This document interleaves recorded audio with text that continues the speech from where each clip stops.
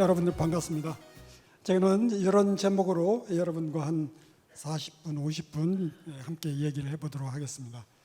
말씀드린 순서는 이와 같이 할까 합니다. AI 시대의 도래, 그리고 AI 시대의 교육, 그리고 이 시대를 맞이하는 우리의 전략은 어떻게 하는 게 좋을까, 이 얘기를 해보도록 하겠습니다. 우리 다 알다시피 이제 챗 GPT가 이제 출연하고서 이제 여세가 이제 만만치 않습니다. 2016년에 알파고가 우리 이제 출연했는데, 이때는 특별한 분야, 바둑이라는 특별 분야에서 우리 인간을 이제 능가했던 적이 있죠. 그런데 이제 작년에는 제너럴한 이제 거대 AI가 나와가지고 범용 분야에서 인간을 이제 거의 능가했다고 볼 수는 없지만 거의 따라가는 그런 상태가 돼버렸습니다. 그러니까 이게 가능한 거는 이제 AI 알고리즘의 발달하고 이제 데이터 학습 기술, 컴퓨팅 파워가 이제 발달해서 된 거죠. 그런데 이제 우리가 이렇게 모여서 논의하는 거는 이것이 이제 끝이 아니라 이제 시작이라는 거죠. 이제 인간에 대한 도전이 시작된 게 아닌가, 이런 데서 이제 우리가 모였습니다. 많은 사람들이 한 20년, 그러니까 2045년 후면은 싱귤라리티 시대가 온다고 얘기를 하고 있습니다. 2045년이라고 얘기를 하는데 그 즈음 되면은 싱귤라리티라는 거는 이제 인공지능이 사람의 지능을 이제 완전히 능가하는, 그렇게 되면은 우리 머릿속에 딱 떠오르는 게, 와, 일자리에 이게 어떻게 되는 건가, 이 생각이 먼저 들지 않습니까? 일자리가 그렇게 되면은, 야, 일은 인간이 기계가 하고, 그러면 인간들은 뭘 하지? 그럼 인간의 역할은 뭐가 되지? 인간은 그 존재는 뭐야 이게? 이런 이제 우리 걱정 겸 공포가 서서히 몰려오고 있습니다. 그러면서 인간이 역할이 명확하지 않다면은, 우리 사회라는 건 원래 휴머니즘 사회, 그리스 철학 이후로 또 우리 공자님, 석가모니 이후로 우리가 살고 있는 사상 체계는 인간 중심 사회입니다. 그러니까 모든 건 인간이 중심으로 생각하고 인간이 결정하는 거예요. 그런데 그게 가능했던 거는 뭐냐면은, 인간이 생산을 하고 생산의 주역이에요. 그렇기 때문에 의사결정을 할 수가 있었어요. 그게 일치가 됩니다. 그러니까 존재와 역할이 일치가 된 거예요. 그런데 인간이 이제 일은 별로 안 하고 의사결정만 한다, 인본주의 사상을 계속 주장한다, 그게 가능하겠냐, 이런 이제 딜레마에 빠지는 거죠. 그래서 우리 생각은, 뭔가 지금 질서가 바뀔 수밖에 없는 게 아닌가. 예를 들어서 우리 인류 역사에서 보면은 대표적으로 프랑스 대혁명 같은 거 보세요. 그 왜 피 흘리는 그런 이 혁명이 일어났는가? 부르주아 계급들도 새로 성장을 해가지고 이제 살 만큼 됐는데, 그 당시 의사결정하는 사람들은 모두 다 왕과 귀족이에요. 그러니까 우리도 한마디 해야 되겠다, 우리가 생산은 우리가 하지 않느냐, 이렇게 돼서 이제 사회를 뒤집은 거 아닙니까? 프롤레타리아 혁명, 거기도 마찬가지예요. 우리 노동자들이 죽으라고 일만 하는데 우리 생활은 비참하고 나아지는 게 없고 우리는 발언권도 없고, 그러니까 사회가 뒤집어진 거죠. 자, 만약에 AI가 지금 발달하는 것처럼 계속 발전해 나가고 또 AI가 생각을 하게 된다면, 자아를 가진다면, 거기에 대해서는 여러 가지 의견이 있을 수 있습니다, AI가. 그런데 어떻든 AI가 우리 인간의 일을 많이 대신하게 되면은 인간이 존재에 대한 회의가 생겨서 우리 스스로, 인간들 스스로 큰 변화를 맞이하지 않을까. 인간 사회 내부에 문제가 발생하는 거죠.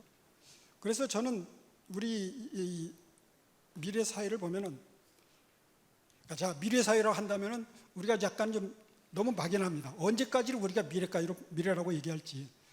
우리 인간이 지구상에 태어난 거는 약 600만 년 전으로 보죠. 600만 년. AI가 태어난 건 60년 전으로 봅니다. 600만 년 동안 진화해온 인간에 대해서 60년 전에 태어난 AI가 지금 도전하고 있는 것처럼 우리가 지금 느끼는 거예요. 그러면은 앞으로 우리가 지금 담론을 펼칠 때, 그럼 몇 년 후를 우리가 보면서 걱정할 게 있으면 걱정하고 대비하면 할 것인가? 합리적으로 하면 60년 후를 본다고 하겠죠. 그렇지만은 60년 후만 해도 너무 먼 것 같아요. AI에게는 너무 긴 것 같아요. 그래서 저는 우리 학생들이 사회에 나가서 사회인이 돼서 성장해서 활동할 나이, 대체로 한 30년 후, 2040년이나 2050년. 자, 그럼 이제 우리 40년, 2040년, 50년으로 한번 생각을 맞춰봅시다. 그때가 됐을 때 우리는 AI를 어떻게 활용할 것인가? 20년, 30년 후에 저는 디시전 서포트 시스템이 작동하지 않을까 생각이 듭니다. AI는 우리 인간에게 최적의 제안을 합니다.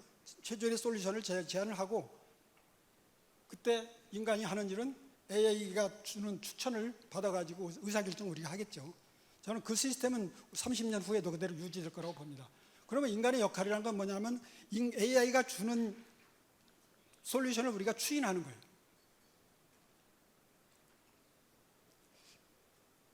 자, 우리 근데 여러분들 자동차 운전하시지 않습니까? 자동차 운전할 때 처음에는 지금 이제 자동차 운전할 때 내비게이션 많이 쓰잖아요. 처음에 내비게이션 나왔을 때는 얘가 잘 가르쳐 주나 하고서 신경 써서 얘가 잘하나 못하나 보면서 우리가 체크했잖아요. 근데 요새는 어때요? 한 번 써봐, 두 번 써봐, 세 번 써봐 그러니까 얘가 잘해. 얘한테 맡겨. 그래가지고 그냥 내비게이션 하라는 대로 따라가잖아요. 이제 앞으로 자율주행 나오면 더 말할 것도 없게 될 것이고. 그래서 우리 인간이 처음에는 신경 써서 AI를 감독하고 이렇게 신경 써서 하겠지만은 점차 의존해가지고 그냥 따라갈 것 같아요. 전화번호도 안 외우시잖아요. 전화번호 몇 개 외우세요. 서울 시내 지도 외우세요? 금방 이렇게 변했어요, 우리. 불과 10년도 안 됩니다. 그래서 미래의 우리 인간도 이런 AI의 도움을 많이 받으면서 살다 보면은 우리 인간이 변하지 않을까. 인간이라는 건 크게 말하면 이제 뇌입니다. 뇌. 자, 이 뇌가요. 왼쪽이 앞입니다. 왼쪽이 앞에요. 이 왼쪽이 앞에 이 부분이 전두엽입니다. 전두엽. 이 전두엽이 하는 일은 상호작용하는 거예요. 생각하는 거예요. 창의적인 일을 하는 거예요. 우리 매일매일 살아가는데 머리 아프고 일이 복잡하고 많습니다. 다 여기가 맡아서 하는 일이에요. 골치 아프요. 우리가 뭐 할 때 힘들면 여기가 아픕니다. 이게 다 이거 하는 거예요. 그런데 이제 골치 아픈 건 이제 AI한테 되게 맡기지 않겠어요, 우리? 이거 별로 이제 여기 이 역할이 이제 편하게 되는 거죠. 측두엽이 있습니다. 측두엽이 이제 뭐 하는 곳이냐면은 되게 기억하는 곳이에요. 기억을 여기다 합니다. 근데 앞으로 이제 우리 경험했잖아요. 전화번호 잘 안 외우고 이제 좀 더 얘기하겠지만 지식 암기하는 것도 이제 AI가 다 지식도 줄 거고 그러니까 암기하는 거 그렇게 중요한 게 아니에요. 지금 우리 어린 학생들은 여기를 그냥 발달시키려고 엄청 노력하는 거죠. 아마 보면은 여기가 엄청 발달했을 겁니다. 애들은. 사회에서는 여기를 많이 쓰고요. 사회에서는 앞에를 많이 쓰고 학교에서는 여기를 많이 쓰고 이거 미스매치예요. 우리 학교 교육의 문제가 이제 그거 있는 거죠. 후두엽 있습니다. 후두엽. 뒤쪽, 뒷꼭지. 뒷꼭지는 시각 처리하는 곳입니다. 영상 처리하는 곳이에요. 영상 처리. 근데 저는 지금 어린 꼬마들은 아마 제가 어렸을 때 뇌하고 많이 다를 거라고 봐요. 제가 MRI 사진을 찍어보지 않았지만은 제가 1살, 2살 때는 영상 처리할 게 없었어요. 엄마 얼굴 보고 아빠 얼굴 보고 걸어다니는 모습 보고 그 정도였지 빨리 처리할 필요가 없었습니다. 그런데 지금 1살, 2살짜리는 이 휴대폰 유튜브 보면서 밥 먹을 때 울면 유튜브 보잖아요. 이제 고속으로 돌아가는 걸 다 이해하는 거예요. 엄청 발달한 겁니다. 그래서 미래의 인간은 아마 저는 후두엽은 계속 발달할 것 같아요. 그런데 전두엽이나 측두엽이 사용하지 않으니까 금방 변할까 이렇게 생각하실지 몰라도 여러분들 무슨 일이 있어서 병원에 다리가 예를 들어서 일이 있어서 한 달만 누워 있어 보세요. 종아리가 홀쭉해지잖아요. 사용하지 않으면 그렇게 돼요. 뇌세포도 마찬가지예요. 그래서 인간 자체가 변하지 않을까 생각이 듭니다. 그러면은 기억도 잘 못해, 생각도 좀 잘 못해. 그러니까 우리보다 훨씬 더 좀 이제 둔감한 사람들이 아마 몇십 년 후에는 이 지구상에 많은 사람은, 그러나 계속 머리를 쓰는 사람은 계속 발달하겠죠. 그러니까 우리가 이제 어떤 사람을 길러야 할지가 이제 보이는 거예요. 이제 그렇게 되니까 우리는 인본주의 휴머니즘 사회에 살고 있어요. 그런데 이게 우리는 이제 이거 뭐냐?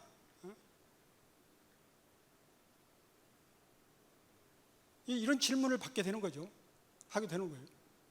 야, 우리가 일도 안 해. 대부분은. 또 너무 오래 놀다 보니까 머리도 둔해졌어. 그럼 우리 선각자, 식자들 입장에서 보면 우리 인간이 뭐냐? 그동안 우리 휴머니즘 사회가 이게 붕괴되는 거 아니냐? 인본주의 사상이 이게 제대로 유지될 수 있느냐? 이런 이제 근원적인 질문을 갖게 되는 거죠.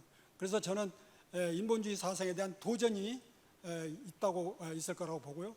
그러면서 우리는 이 현대 이 인류 문명을 주도해가는 것은 지금까지 인간이었는데 앞으로는 어떻게 될 거냐? 누가 주도할 거냐? 인간들 사이에서도 어떤 사람이 문명을 주도할 것인가? 분명히 그렇지 않겠어요? 머리를 계속 써서 계속 발달시키는 사람이 주도하는 거죠. 그런 사람이 능력을 발휘하고 우리 제자들을 길러야 될 게 바로 그 길이겠죠. 그래서 저는 미래에는 아테네 학당에서도 아마 우리가 기존에는 인간들끼리만 생각하던 그런 체계에서 이제 AI, 로봇도 고려해서 이 사회를 새로운 시스템을 생각해야 되지 않을까, 그렇게 생각을 합니다. 그게 바로 뭐냐면은 인간에 대한, AI에 대한 어떻게 관리할 것인지, 인간과 AI 사이의 관계를 어떻게 설정할 것인지, 새로운 질서를 만들어야 할 것인지, 이걸 우리가 지금부터 연구를 해야 된다 이것이죠. 저는 그래서 그것을 새로운 질서, 2500년 동안 유지해오던 완전한 인간 중심 사회를 해서 거기에 AI까지 포함되는 새로운 사고체계, 그래서 저는 그걸 감히 휴머니즘 2.0이라고 생각을 해봅니다. 그걸 우리가 지금부터 생각해야 되지 않을까. 자, 교육으로 가겠습니다. 여러분들 교육의 목적이, 여기에 최고 전문가들이 다 계시기 때문에 교육의 목적이라는 질문을 던지는 건 제가 너무도 우스꽝스러운 일일 겁니다. 그래도 저는 요 질문을 굉장히 중요시합니다. 제가 거의 매주에 한 명 내지 두 명의 신임 교수를 인터뷰를 하는데 1시간을 투자합니다. 한 명당 1시간 투자하는데, 그렇게 시간을 쓰는 이유는 딱 이 질문을 하기 위해서 그래요. 교육의 목적이 뭡니까? 교육을 어떻게 교육이 뭐라고 생각하십니까? 이 질문을 하기 위해서 그래요. 왜냐하면 다 아시지만 교수는 한 번 뽑으면요, 그 다음부터는 자기가 왕이에요. 배우려고 하질 않아요. 딱 교육을 가르칠 수 있는 때가 신임 교수로 와가지고 긴장해서 와 있을 때, 그때입니다. 그때 제가 교육이라는 뭔가 교육관을 서로 나누려고 그 시간을 씁니다. 그럼 뭐 교육의 목적이 뭐냐고 얘기하면 다양하게 얘기합니다. 그런데 제가 권유하는 거는 우리의 교육은 결국 학생들이 스스로 꿈을 찾아서 가는 걸 도와주는 거 아닌가. 뭐 교육관이 서로 다르기 때문에 주입은 할 수 없어요. 그러나 제 의견을 이렇게 얘기합니다. 그래서 동의합니다, 이런 말을 듣고 싶어가지고, 그래서 잠재력을 키워주고 또 넓은 세상을 보여주면서 지 꿈을 찾게, 자기 꿈만 찾으면은 자기가 스스로 한다고 봐요. 그래서 열심히 가르치지 말자, 가르칠 필요 없다, 그 얘기를 합니다. 그래서 지식 전수하고 창의력 개발 협업 능력 이런 것도 있지만은 가장 중요한 게 스스로 길을 찾게 하는 거. 지가 길을 찾으면 자기가 신나서 하기 때문에. 그리고 또 현재 시점에서 우리 생각하지 말자. 학생들이 사회에 나가서 활약할 시점 2040년, 50년, 그 시점을 항상 상상하면서 우리가 학생들한테 돼야 되지 않을까. 그때는 이제 싱글라리티 시대이죠. 자, 우리 이제 교육 현장에서는 이미 챗 GPT의 영향이 많이 이제 드러나고 있습니다. 저희 학교에도 다음 8월 달 무슨 세미나에 보니까 챗 GPT를 이용한 교육 사례 해가지고 또 교수님들이 발표하더라고요. 그러니까 여러 교수님들 사이에서 그걸 선정한 모양이에요. 지난 한 학기 동안 그걸 활용해서 어떻게 잘 한 분들을 이제 서로 발표하고 공유한다고 하는 것 같아요. 저는 이런 체계로 가면은 그 교육에서 이제 지식 전수의 기능이 의미가 좀 달라지지 않을까 생각이 듭니다. 이거 다 뭐 느끼시는 거죠. 이미 뭐 휴대폰 꺼내서 물어보면 되니까 금방. 그래서 이런 변화는 과거에 우리가 계산기가 나타나가지고 암산이나 주판 같은 거 안 하던 시절, 지금 뭐 계산을 컴퓨터하고 뭐 경쟁하겠다는 사람 없잖아요. 앞으로 이제 지식을 뭐 컴퓨터하고 경쟁하겠다는 사람 없을 겁니다. 그래서 숫자 계산할 필요 없듯이 지식 습득 의미가 굉장히 이제 줄어든다. 이게 참 문제예요. 이게 지식 습득의 의미가 줄어들기 때문에 이제 아까 제가 뇌를 얘기했지 않습니까? 그러니까 이 지식을 넣는 이 축두엽 있잖아요. 축두엽 이쪽이 이제 발달이 우리보다 저하되는 거예요. 그럴 거라고 봐요. 사용하지 않기 때문에. 교육 현장에서는 그래 학생들이 이제 AI 통해서 많은 걸 배우니까 선생님하고 인터랙션이 줄어들지 않을까. 이미 지금도 우리 지금 사교육 핵 때문에 학생들이 학원에서 배우고 학교 교실에 가서는 그냥 뭐 그렇게 그냥 있는 경우 많다고 그러잖아요. 그게 현실이잖아요. 이미 인터랙션이 옛날 선생님하고 이 관계가 지금과 달라졌어요. 앞으로는 더 달라지지 않을까. 그래서 친구들 사이도 그렇고 선생님하고 사이도 그렇고 이게 변화가 돼요. 근데 이게 뭐 지식 전수만 생각한다면은 뭐 AI 통해서 배우든 뭐 선생님 통해서 배우든 차이가 없다고 볼 수 있을지 모르는데, 인간이란 게 원래 사회적인 동물이지 않습니까? 자기 역할을 잘하고 그럴 때는 얼마든지 자기가 뭐 잘났다고 하지만은 그 뒤에 가끔씩 몰려오는 회의, 정서적인 불안, 이건 어떻게 감당을 해요? 어떻게 해소를 해요? 누구한테 얘기를 해요? 평소에 선생님하고 교분이 강했으면 선생님 통해서 얘기하고 부모한테 얘기하는데 그런 인터랙션이 적어지니까 앞으로 이런 문제들을 어떻게 할 것인지 저는 이게 상당히 중요하지 않는가 그렇게 생각이 듭니다. 또 변화는 앞에서 얘기했듯이 암기 위주 교육의 우리나라 같은 경우 저는 암기보다도 이제 AI를 활용하는 교육 쪽으로 많이 발전하지 않을까 생각이 듭니다. AI를 활용, 그러니까 컴퓨터가 가지고 있는 지식을 활용하는 방향이죠. 그래서 교실에서도 또 시험에서도 AI를 활용하는 시험, 그런 쪽으로 발전하지 않을까. 시험도 그렇고요. 또 교실에서도 AI가 보조교사 역할을 하는 그런 쪽으로 변하지 않을까 이렇게 생각이 듭니다. 앞에서 강조했듯이 우리 정서 문제, 인간성 문제, 이 인성교육이 중요하죠.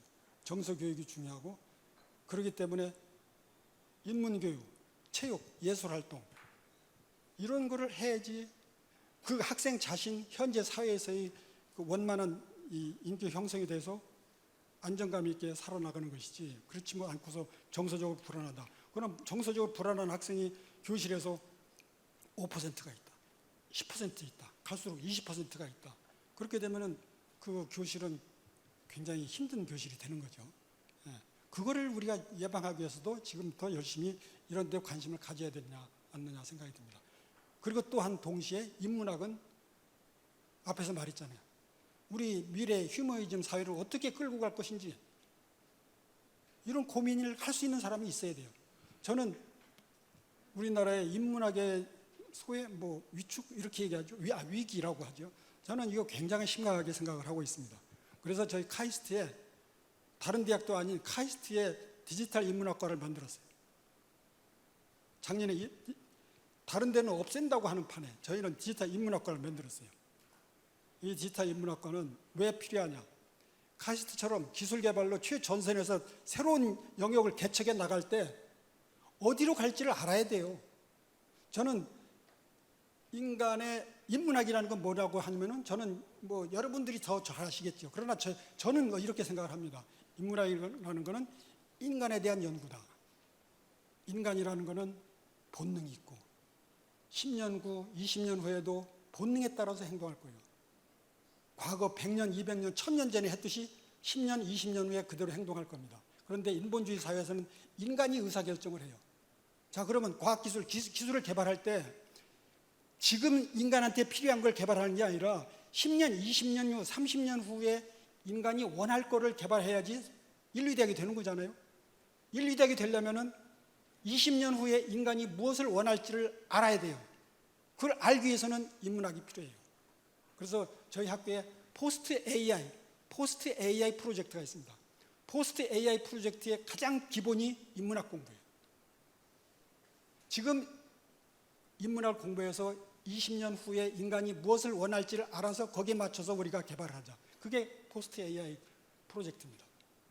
그래서 저희는 인문학과를 만들었어요. 그랬더니 경쟁률이 6대1이 됐어요. 석사과정. AI 빅데이터를 잘하는 철학자, AI 빅데이터를 잘하는 역사학자를 길러내는 겁니다. 대기업에서도 관심을 가지고 그런 사람을 빨리 보내달라고 그럽니다.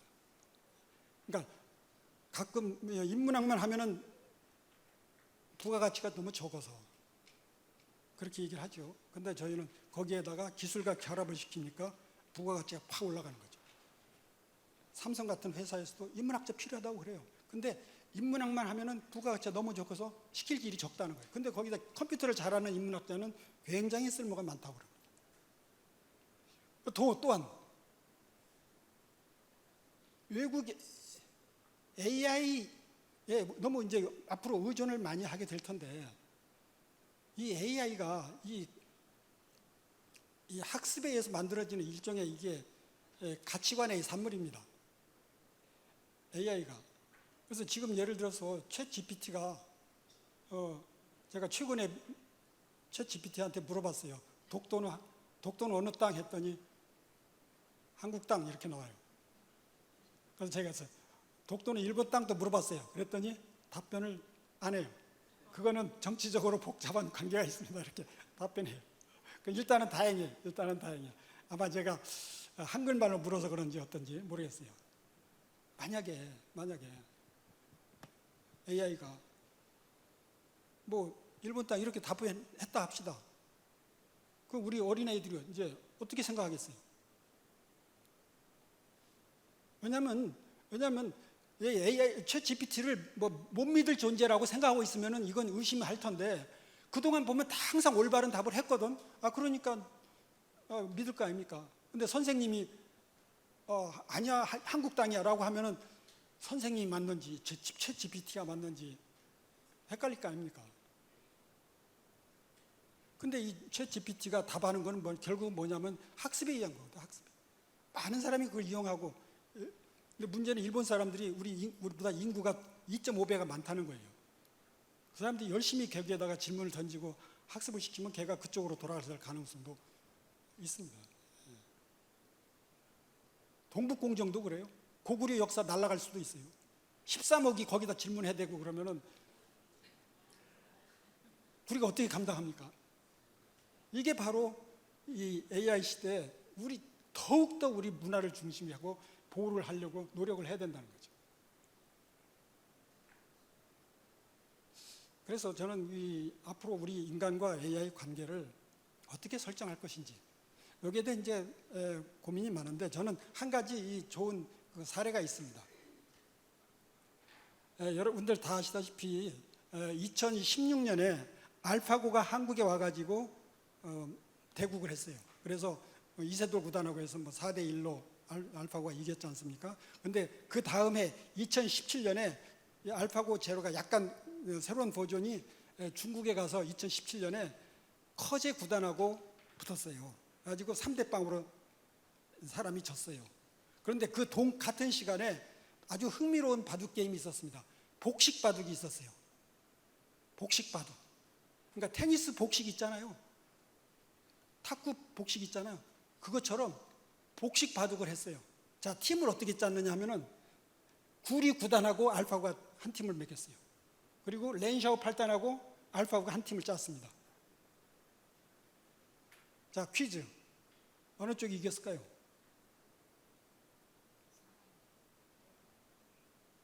네, 9단이요.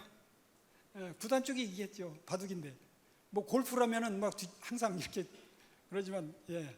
근데 결과는 8단 쪽이 이겼어요. 사람들은 놀랐어요. 근데 저는 그럴 수 있다고 생각했습니다. 제가 테니스를 해보면은 저 혼자 잘 치는 건 별로 중요하지 않아요. 파트너하고 호흡을 잘 맞추는 게 중요해요. 파트너하고 호흡 맞추는 게 중요합니다. 그래서 아마 이 렌샤우 8단은 자기가 8단이기 때문에 약하기 때문에 아마 알파고하고 호흡 맞추는 데 신경을 많이 썼을 거예요. 그러니까 이기죠. 그래서 저는 이 게임이 앞으로 인간이 AI하고 살아가는 그 관계 설정을 암시하는 그런 바둑이 아닌가 생각이 듭니다.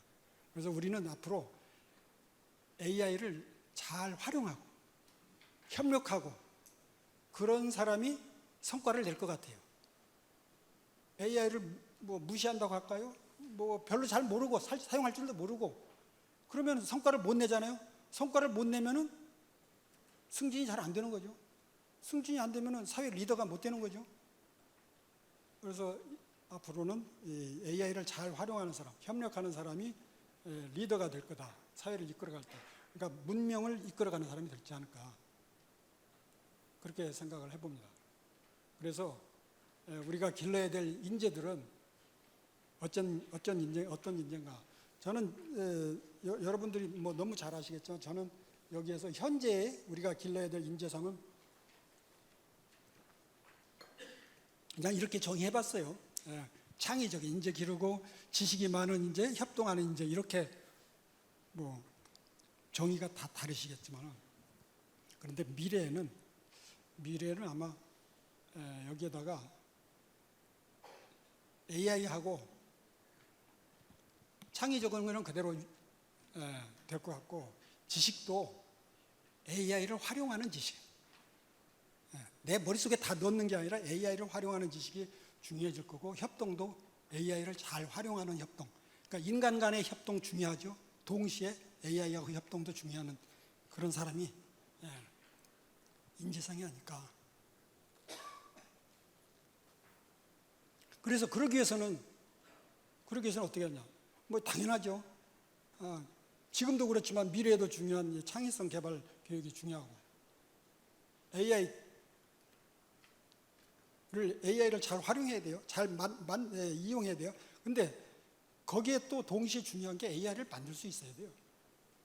우린 지금 AI를 이용하는 것만 생각하는데 그게 아닙니다. AI를 만들어야 돼요. AI를 만들 수 있으려면 알고리즘 코딩 개발 능력이 뛰어나야 되죠.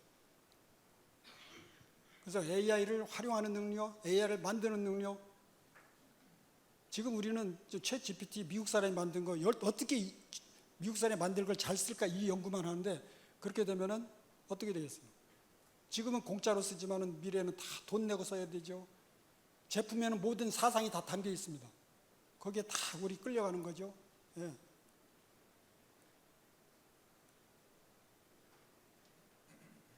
그래서 저는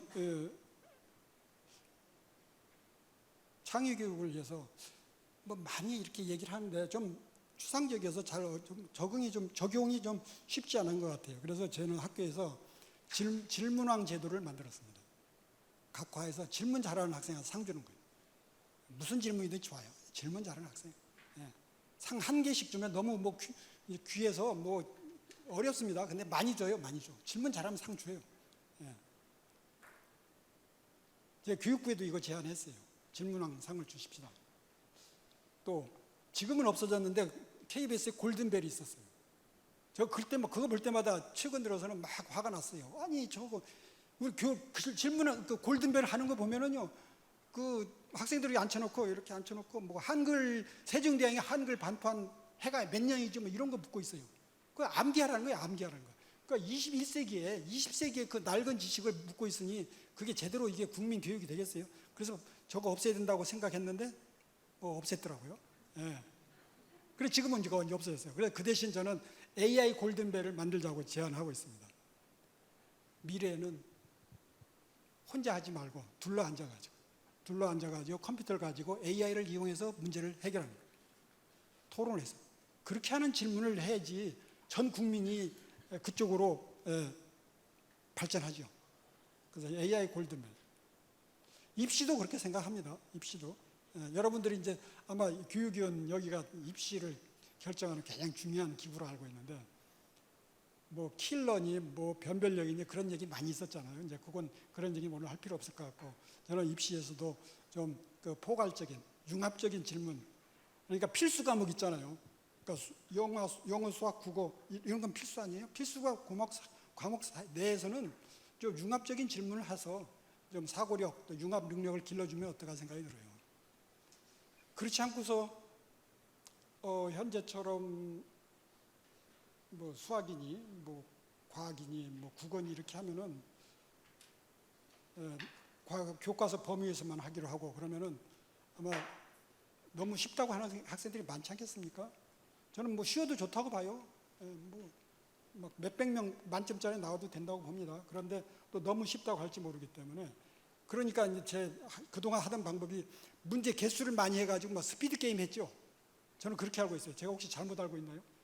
그냥 문제를 빨리 풀게, 그냥 하나 보고서 그냥 금방 풀고 이런 거 하지 말고 좀 과목들 사이에 융합적인 문제, 그런 식으로 하면은 어떤가 생각을 해봅니다.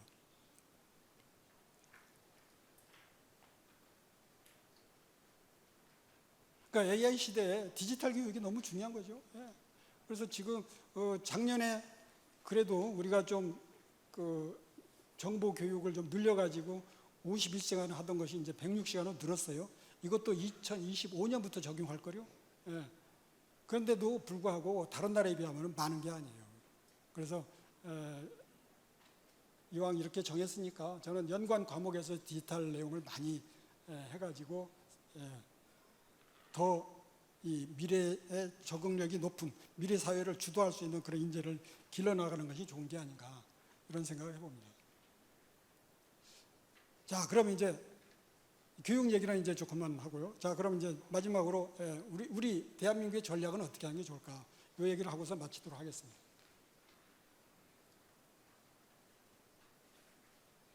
우리 30년, 40년 후에 우리 자손들은 무엇이 삶은 어떻게 결정될까요? 뭐 여러 생각들이 뭐 많으시겠죠. 그러나 저는 사상과 도구의 관점에서 보면은 우리 과거 역사를 보면은 저는 사상을 굉장히 중요시합니다. 인문학을 중요시합니다. 그러나 그렇다고 해서 사상만 가지고는 안 된다고 봐요. 사상과 도구가 결합이 돼야 돼요. 그래서 우리는 실용주의, 서양이 우리 동양을 압도한 게 뭐예요? 다 도구가 앞섰기 때문에 한 거 아닙니까? 이런 도구를 우리가 무시하면 안 된다고 봅니다. 그래서 앞으로도 미래도 우리 후손들의 삶은 도구, 기술에 의해서 결정될 가능성이 많다. 왜냐하면 이 사상은 우리 훌륭한 이미 우리 한민족의 문화 자산이 있어요. 그러니까 그건 걱정 안 해도 되는 겁니다. 그래서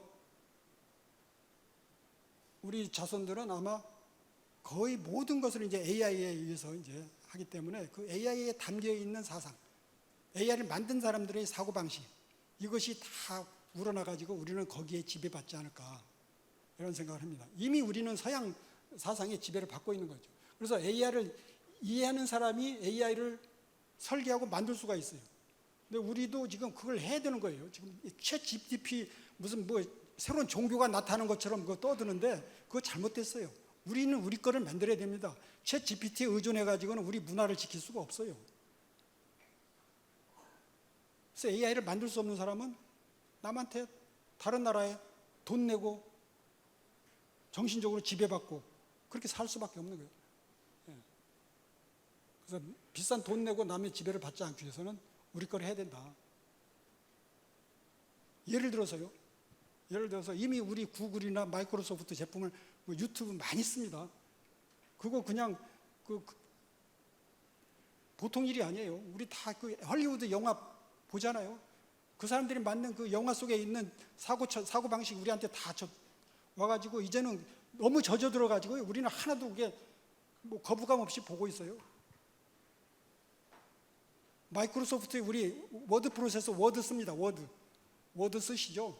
예. 그런데 우리 국어 한글 우리 한글이에요. 우리 정부에서 한글 맞춤법을 고쳤다 합시다. 한글 맞춤법 고쳐요. 그러면은 관보에다가 한글 맞춤법 이렇게 고쳤습니다 하고 관보에다가 공지하면은 그걸로 해결이 됩니까? 안 되잖아요. 마이크로소프트가 그걸 자기네 소프트웨어로 고쳐줘야죠. 다행히 우리나라는 아리 한글이 있어서 아리 한글한테 얘기하면 우리 한국 사람이니까 우리 정부가 고쳤으니까 아리 한글은 아마 돈 안 받고 고쳐줄 가능성이 많아요. 근데 빌 게이츠한테 가면 빌 게이츠가 그냥 고쳐줄까요? 근데 아리 한글 때문에 해줄지도 몰라요. 근데 우리가 아리 한글이 없다 해봐요. 그럼 그 사람들이 독점인데 문화도 글도 우리가 스스로 지킬 수 없는 겁니다. 왜냐하면 도구를 갖지 않으면.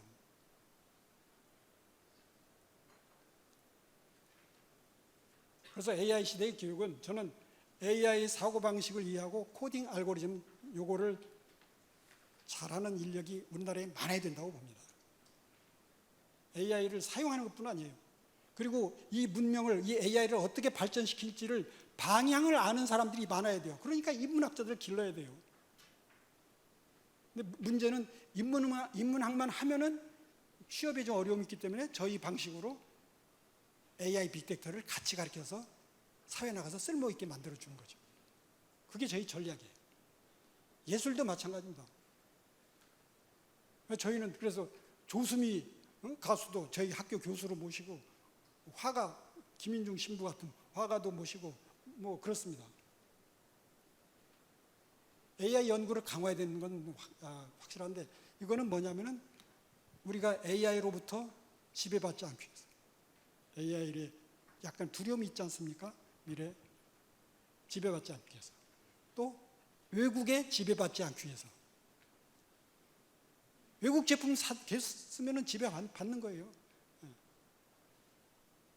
또 우리 문화를 보호하기 위해서 우리 글을 보호하기 위해서 우리 언어를 보호하기 위해서 우리는 AI를 해야 됩니다. 이상 마치도록 하겠습니다. 감사합니다.